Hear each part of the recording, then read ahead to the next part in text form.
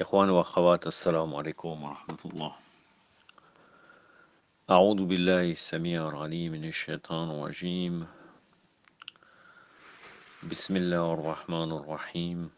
الحمد لله رب العالمين وبه نستعين والصلاة والسلام على نور الهدى نبي الرحمة سيد الأنبياء والمرسلين المصطفى سمي في السماء بالأحمد وفي الأرض بأبي القاسم محمد. اللهم صل على محمد وعلى آل البيت الطيبين الطاهرين المعصومين وعن الله عليهم أجمعين من الآن إلى قيام يوم الدين آمين رب العالمين. La suite donc des 14 infaillibles, le livre de Sayyid Amar Naqshawani. J'en suis aux premières années du prophète. Je vais vous relater 2 chapitres. Les premières années du prophète et le prophète sallallahu alayhi wa alayhi, son affection pour la justice. Donc toujours on continue à analyser. Pour Inch'Allah, on est une lecture critique de divers ouvrages, d'autant plus que vous avez très bien vu que les références qu'il donne pour l'histoire sont en très grande partie venant des Mukhalifin. Au tout début de l'introduction, vous avez pu voir cela. Dans la deuxième partie. Je commence. Les premières 5 années du prophète sallallahu alayhi wa alayhi n'étaient pas faciles. Imaginez que vous perdiez votre père les premières années de votre vie, selon certaines narrations, dans les premiers mois de la vie du prophète sallallahu alayhi wa alayhi. Son père Abdullah alayhi salam décédé, le prophète sallallahu alayhi wa alayhi naquit orphelin pour ainsi dire. C'est pourquoi le Coran dit ne t'avons pas trouvé orphelin. Sa mère Amina fit ce que la plupart des Arabes faisaient avec leur bébé à l'époque. Si vous appartenez à la noble aristocratie de la Mecque, que faisiez-vous du bébé? 8 jours après la naissance de leur bébé, les aristocrates mécois emmenaient leur enfant au désert pour être nourris et allaités par une nourrice. On pourrait se demander pourquoi est-ce que leur maman ne les allaitait pas elle-même? Pourquoi fallait-il les emmener au désert?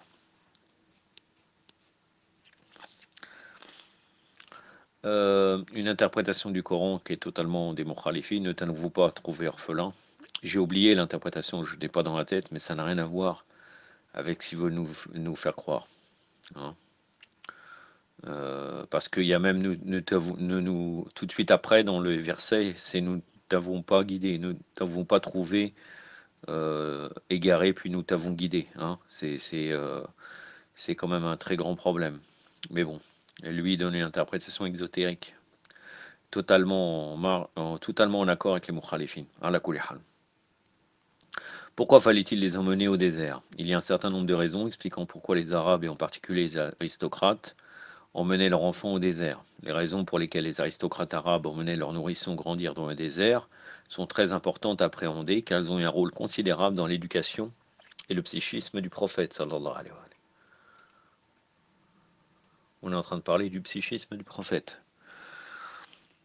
Vraiment, de par ce qu'il nous a dit à l'introduction, ça ressemble beaucoup à Shariati. Je vous montre certains livres, si vous lisez certains livres de Shariati, vous allez retrouver exactement les mêmes choses. Quel psychisme du prophète. C'est comme si son éducation dans le désert auto a joué un rôle, alors qu'il était un prophète, né prophète et le meilleur des prophètes, sallallahu alayhi wa alayhi. C'est quand même de quel psychisme on parle. Ala kulli hal.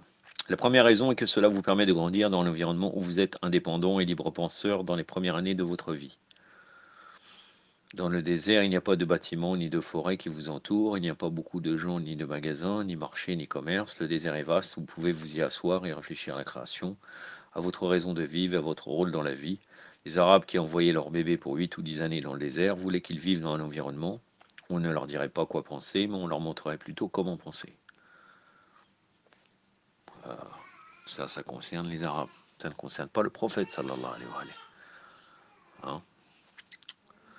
La deuxième raison est que le climat à la Mecque n'était pas sain pour les enfants, aussi bien par rapport à ce qu'on voyait que ce qu'on y respirait. Imaginez grandir dans un environnement où on enterrait des bébés de sexe féminin. Est-ce un bon commencement dans la vie? Ou imaginez grandir dans un milieu où on voyait les gens faire le tawaf de la Kaaba nue. Les Arabes faisaient le tour de la Kaaba nus car ils disaient Allah nous a créés libres et nul besoin de vêtements. Les vêtements sont impurs, faisons le tour de sa maison comme il nous a créés, complètement nus. La mère du prophète, sallallahu alayhi wa alayhi, voulait qu'il grandisse dans le désert afin de ne pas assister à tout cela. Et après, ils vont dire que Amina est morte, mécréante. Mais bon, alors que les mécréants, c'était habituel, ces actes-là. Il n'y avait rien de choquant pour eux. La troisième raison était le climat et le vent de la Mecque étaient chauds et mauvais pour la santé. La peste et des épidémies y sévissaient, donc sa mère s'assura qu'il soit emmené.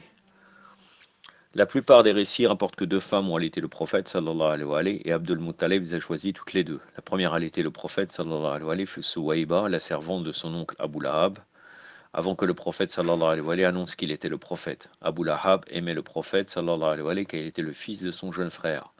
Donc lorsque Amina demanda la première fois qui allait allaiter son fils, Abdul Muttalib, il répondit Suwayba. Suwayba avait aussi allaité Hamza, car le prophète sallallahu alayhi wa alayhi et Hamza étaient du même âge. C'est pourquoi lorsqu'on suggéra au prophète sallallahu alayhi un jour d'épouser la fille de Hamza, il répondit ce n'est pas possible, car nous avons allaité de la même nourrice. Ils étaient donc frères de lait. La deuxième nourrice que choisit Abdel Muttalib fut Halima al-Sa'adiyya.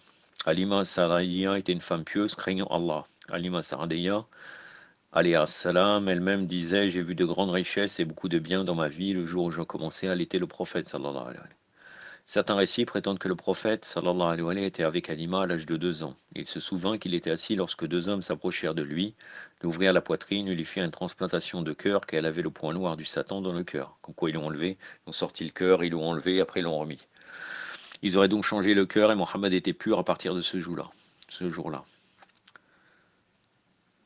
Nous réfutons cette idée, bien sûr, car même si quelqu'un avait le point noir de Satan, ce n'est pas dans le cœur en tant que tel. Le point dans le cœur est une métaphore qui désigne en fait le nefs, et changer de cœur est inutile. Oui, donc tu réfutes cette chose-là qui vient de Bukhari. Mais j'ai pas compris, moi, peut-être je dois pas être, je suis sûrement pas très intelligent par rapport à toi, Marnak Shawani. Qu'est-ce que ça veut dire cette phrase? Nous réfutons cette idée, bien sûr, car même si quelqu'un avait le point noir de Satan, ce n'est pas dans le cœur en tant que tel. Le point noir dans le cœur est une métaphore, et changer de cœur est inutile. D'accord, d'accord. Mais donc, quelle est ta position? Tu refutes cette idée? Je sais pas, j'ai du mal à comprendre la phrase en fait. Bon là, il réfute cette idée. Mais le fait, normalement, tu dois rejeter cette idée sans même pas discuter que le point noir c'est le nefs ou je sais pas quoi. C'est d'autant plus qu'en plus de ça, nous le laissons pur. Donc qu'est-ce que c'est que ce point noir? Hein, son soi, son ego. Quand on est tout petit, on est pur. C'est en contradiction avec le fait qu'on est avec la fitra. Mais bon, on va continuer. Bon déjà, c'est bien, il réfute quand même cette idée, comme quoi ils l'ont enlevé, c'est bien. C'est déjà bien. Mashallah, c'est bien à 80%. Mais bon. Oh. Bien sûr, je suis personne. Encore une fois, vous n'êtes pas obligé d'être d'accord avec moi. On peut débattre. Vous pouvez envoyer ce que vous dites. Si vous dites Abdallah, c'est pas bon, il n'y a pas de problème. Débattons. Mais bon. Au contraire, le prophète sallallahu alayhi wa sallam était né pur. Il n'a pas besoin qu'on lui ouvre et qu'on l'opère. Oui, tout à fait. Le Coran dit n'avons-nous pas ouvert pour toi ta poitrine afin de recevoir la connaissance. Arsant. C'est exactement ça. Ça, c'est l'interprétation qu'il faut de Ahlul Bayt. Ainsi, certains disent que Halima vit cela arrivé au prophète, mais nous réfutons cela complètement. Halima est allée voir Amina, la mère du prophète, sallallahu alayhi wa sallam, 2 fois pour lui demander voulez-vous le ramener à la Mecque. Et 2 fois Amina lui répondit ô Halima, garde-le là-bas, car des maladies et des épidémies pourraient le toucher. Certains se demandent si Allah aimait tant Muhammad, sallallahu alayhi wa sallam, pourquoi permet-il qu'il commence si difficilement comme orphelin? Autrement dit, pourquoi Allah ne lui permet-il pas de débuter dans la vie normalement, comme tout le monde, avec un père et une mère? Lorsqu'on posa la question à un imam, il répondit Allah voulait s'assurer que personne d'autre que lui-même n'élève ni ne protège Muhammad sallallahu alayhi wa sallam. C'est quoi? C'est Allah qui a élevé le prophète. Masha'Allah. Il voulait s'assurer que Muhammad sallallahu alayhi wa sallam n'obéisse à personne d'autre que lui-même, même dès son plus jeune âge. Parfois, vos parents peuvent vous entraîner vers une voie ou une autre. Bien que ses parents étaient des croyants fidèles au message, Allah voulait être celui qui surveille son développement. C'est pourquoi son père décéda quand il était jeune, puis sa mère est décédée, son grand-père Abdel Muttalib veilla sur lui. veilla sur lui. Son grand-père décéda dans les 2 ou 3 années qui suivirent, et son oncle Abu Taleb l'éleva. Son oncle était non seulement sa clé de voûte à lui, mais aussi au message de la religion de l'islam. Abu Taleb préférait à son neveu à ses propres fils. Il en était parfaitement de même de sa femme Fatima bint Hassad, alayhi salam. En enterrant Fatima bint Hassad, c'est la mère de l'imam Ali, le prophète sallallahu alayhi wa sallam dit: c'est ma mère, cette femme me préférait à ses fils. C'est elle qui m'habillait, me lavait, veillait sur moi et me nourrissait. Sachez donc que ce sont celles qui ont veillé sur lui, et du coup une question se pose: que savons-nous de lui avant l'âge de 40 ans? Dans un instant, nous analyserons sa vie après l'âge de 40 ans. Donc là, dans son majlis. Mais demandez à bien des musulmans: parlez-nous de votre prophète avant ses 40 ans. Beaucoup sont incapables de vous répondre. Avant l'âge de 40 ans, alors qu'il était sous la tutelle d'Abu Taleb, le prophète sallallahu alayhi wa sallam s'accrochait à lui et le suivait partout, au point qu'Abu Taleb lui-même dit un jour: j'étais sur le point de partir pour la Syrie en expédition commerciale. Le jeune Mohammed sallallahu alayhi wa sallam n'avait que 12 ans. Il s'accrocha à moi alors que je partais. En le voyant ainsi s'accrocher à moi, j'ai eu mal pour mon neveu qui est orphelin, et je me suis dit: emmenons-le avec moi. L'histoire rapporte qu'il l'emmena en Syrie. En chemin, ils passèrent devant un monastère. Le moine vit ces personnes arriver qui lui dirent: nous venons ici pour y passer la nuit. Le moine regarda Abu Taleb et lui dit: vous pouvez tous venir et être les bienvenus. Vous pouvez manger ce que vous voulez, mais Abu Taleb, j'aimerais vous demander quelque chose. Demandez, lui dit Abu Taleb. Vous savez, ce jeune homme qui marchait à côté de vous, emmenez-le avec vous aussi demain. D'accord, dit Abu Taleb, je l'amènerai demain. Le jour suivant, lorsqu'Abu Taleb arriva, le moine lui demanda: où est le jeune homme? Abu Taleb dit: mon neveu? Oui, répondit le moine, il est là-bas.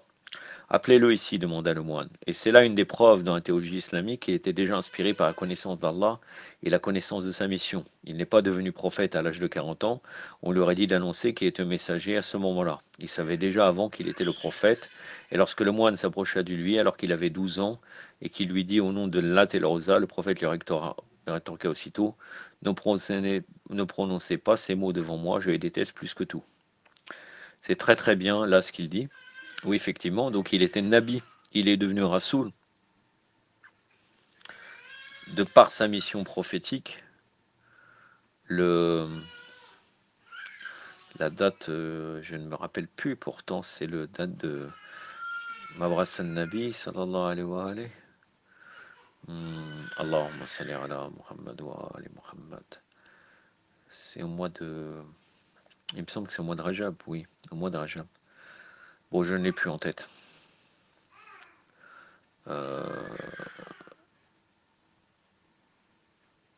Voilà, Koulihan. Au nom d'El-At et al-Rosa. Donc là, et bien sûr, il est devenu Rasoul au moment de Mabras al-Nabi. Mais il était un Nabi, sans aucun doute. De toute façon, il est au courant qu'il est prophète. C'est très très bien ce que dit Sayyid Amar Nashawani sur ce sujet. Ne prononcez pas ces noms devant moi, je les déteste plus que tout. Il s'agissait de noms d'idoles des Korachites. Le moine lui dit alors: j'aimerais vous donner un peu de sadaqa. Nous ne prenons pas de sadaqa, lui répondit le prophète, sallallahu alayhi wa sallam. Puis-je voir la marque que vous avez entre les épaules, lui dit alors le moine. Il l'autorisa à voir la marque entre ses épaules, et le moine s'adressa à Abu Taleb, alayhi salam. Abu Taleb, si vous ne savez pas encore, sachez que ce jeune homme est le prophète, sallallahu alayhi wa sallam, dont on a parlé Jésus, Isa alayhi salam, et dont on a parlé Moussa, alayhi wa afdallah salat ala Muhammad wa ali Muhammad. Et faites attention aux ennemis qu'il rencontrera. Comment avez-vous su, lui demanda Abu Taleb. Quand vous marchiez et que Mohammed était près de vous, j'ai vu chaque arbre s'incliner à son passage, lui répondit-il. Nous arrivons au chapitre que je vous ai dit, le prophète et son affection pour la justice. C'est assez court, Inch'Allah, comme ça on va terminer dans à peu près 5 minutes. Même après l'âge de 12 ans, le prophète sallallahu alayhi wa sallam avait cette affection innée pour la justice et le désir de mettre fin à l'oppression. Un des plus grands incidents dans sa jeunesse eut lieu lorsqu'il avait 20 ans, et des années plus tard, il y faisait toujours allusion. À 20 ans, il rejoignit un groupe appelé Hilf al-Fudul. De quoi s'agissait-il?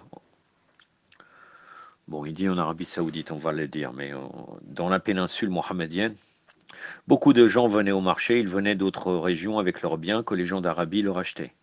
Un de ces gens de la tribu des Banu Zahid, d'autres parlent des Banu Zubayd, vint vendre ses biens à Hazm ibn Wa'il, le père de Amr ibn al-As. En remettant les biens à As, il lui dit: As, donne-moi de mon argent. Quel argent, lui répondit As. Tu viens de prendre mes choses et je veux mon argent. Il n'y a pas d'argent pour toi et tu es un étranger sur notre terre. Tu n'auras pas ton argent et je suis un aristocrate, tu ferais donc mieux d'oublier ton argent. Cette personne fut si en colère qu'elle grimpa au sommet d'une montagne et hurla: Ô peuple d'Arabie, je suis venu chez vous comme étranger et j'étais impliqué dans une transaction commerciale. Aucun d'entre vous n'a essayé de m'aider lorsque cet homme a usurpé mon dû. Que l'un d'entre vous, au moins, fasse entendre sa voix. Un homme de 20 ans du nom de Muhammad sallallahu alayhi wa alayhi, s'exprima en sa faveur. Il grimpa la montagne et dit: Il est injuste de notre part de nous comporter ainsi avec quelqu'un qui est invité chez nous. De plus, comment pouvons-nous être injustes alors que les biens ont fait l'objet d'une transaction commerciale? Formons une ligue qui veillera aux droits des partenaires commerciaux et qui protégera les transactions en Arabie. Quel âge avait-il? Seulement 20 ans, et aucune annonce faite de son rang de prophète. Mais dès son plus jeune âge, la première chose que les gens remarquèrent chez lui fut qu'il s'agissait d'un homme qui dénonça l'injustice. Là, il dit en 2012, bon, on va dire en 2018, ça ne change pas grand-chose, puisque les discours de Seyyed Amar Chawani les a fait en 2012. Donc là, on va dire en 2018. Combien d'entre nous dénoncent encore l'injustice, qu'elle soit exercée contre les musulmans ou les non-musulmans? Notre prophète, sallallahu alayhi wa sallam, n'a pas regardé cet homme pour se dire: bon, il n'est pas musulman, je ne vais pas le défendre. Lorsque nous sommes témoins d'une oppression, nous devons la dénoncer, car notre prophète, sallallahu alayhi wa sallam, nous l'a instruit dès son plus jeune âge. C'est la première leçon que nous devons retenir de lui. Non seulement il parvint à cela à l'âge de 20 ans, mais plus tard il parvint à faire la preuve des deux qualités que les Arabes lui attribuaient. Ils lui donnèrent le titre de As-Sadiq, le véridique, et Al-Amin, digne de confiance. Vous remarquerez que les Arabes ne savaient pas encore qu'il était le prophète et n'avaient pas reçu quelque livre que ce soit de lui, mais ils étaient touchés par sa morale en tant qu'être humain. Suite à une inondation qui avait endommagé la Kaaba, il devait reposer le Hajj al-Aswad, la pierre noire, dans la Kaaba après la restauration. Les Arabes se disputaient à propos de qui reposerait le Hajj al-Aswad à sa place. Une tribu disait: nous devrions la remettre à sa place. Un autre disait: nous devrions la remettre à sa place. Un troisième disait: nous devrions la remettre à sa place. Finalement, ils se dirent: très bien, faisons cela. Le premier homme qui entre ici décidera quelle tribu la remettra à sa place. Aussitôt que le prophète sallallahu alayhi wa sallam entra, ils ne dirent pas: Mohammed est là, est entré. Ils dirent: As-Sadiq al-Amin est rentré. On ne songeait pas à son nom, mais à la morale de cet homme. De nos jours, dans l'islam, on accorde trop d'importance au nom et non à la morale. Lorsqu'il commença sa mission en tant que prophète, sallallahu alayhi wa sallam, ou même avant, il ne venait pas devant les gens en disant tout simplement: vous les gens, je suis le prophète, suivez-moi. Vous devez avoir ces qualités telles qu'en 40 ans, personne ne vous trouve le moindre point noir. C'est-à-dire que tous les gens savaient très bien qu'il disait la vérité, étaient connus pour ses valeurs morales. Ils ont refusé parce qu'ils ont des intérêts. Sinon, ils ne pouvaient pas refuser qu'ils étaient prophètes. Ils étaient toujours véridiques. Ça, c'est moi qui l'ajoute, c'est pas le texte. Or, savez-vous ce que nous faisons? Si nous donne un papier blanc avec un point noir au milieu et on nous demande que voyez-vous, nous répondrons un point noir. Ça, c'est très, c'est très révélateur et c'est une réalité. Si vous le faites, vous mettez un point noir, un tout petit point noir, au milieu d'une feuille, ou à côté, il dit: nous voyons un point noir. On ne voit pas la feuille blanche. Personne ne verra le blanc, n'est-ce pas? Nous aimons nous concentrer sur les points noirs. Même s'il y a tant de blanc chez une personne, tout ce dont nous nous souvenons est le point noir. Mais le prophète sallallahu alayhi wa sallam ne leur donna pas l'occasion de trouver le moindre point noir. Il était Sadiq el-Amin. Ainsi, lorsqu'il annonça qu'il était leur prophète, il leur dit: ne m'appelez-vous pas As-Sadiq, ne m'appeliez-vous El-Amin, vous pas El-Amin, lorsque l'Hajj al-Aswad devait être mis en place dans la Kaaba, n'étais-je pas celui qui vous dit: vous, 4 tribus, ne vous disputez pas. L'un d'entre vous tient un coin de tissu, l'autre le deuxième coin, le troisième coin, et le quatrième coin. Et tous les 4 portez l'Hajj al-Aswad, et je le prendrai de vous et le mettrai à sa place. J'en ai terminé. Il y a un point très très important, c'est que la pierre noire ne peut être touchée que par un infaillible pour être mis en place. Et c'est pour ça qu'il y a eu une manifestation de l'imam Mehdi à l'époque d'Ibn al-Khulaway. Il le relate. Et j'avais cité ça dans les récits de rencontre avec l'imam caché, Al-Islam al-Shafraja, où il y a eu cet événement et quelqu'un est venu effectivement remettre la pierre noire à sa place, car seul un infaillible peut toucher cela. C'est les lois divines qui est comme cela. C'est-à-dire la déplacer et la remettre. Vous pouvez revenir à cette vidéo, Inch'Allah, et vous verrez cela. Et j'en ai terminé pour cela, Inch'Allah. Peut-être demain ou après-demain, la suite, Inch'Allah. Assalamu alaikum wa rahmatullah.